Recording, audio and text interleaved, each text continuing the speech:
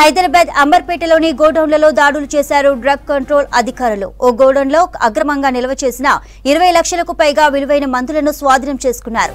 ఢిల్లీలో తయారైన మందులను బషీర్ అంబర్పేటలోని బిల్లులు లేకుండా మెడికల్ షాపులకు అమ్ముతున్నాడన్నారు అధికారులు. బషీర్ను అదుపులోకి తీసుకున్నారు. స్వాధీనం చేసుకున్న వాటిలో కొన్ని నకిలీ మందులు ఉన్నాయని చెప్పారు. అనుమతులు లేకుండా మెడికల్ షాపులకు మందులు అమ్మడం నేరమన్నారు డ్రగ్స్ కంట్రోల్ అధికారులు. హైదరాబాద్ అంబర్పేటలోని గోడౌన్లలో దాడులు చేశారు డ్రగ్స్ కంట్రోల్ అధికారులు.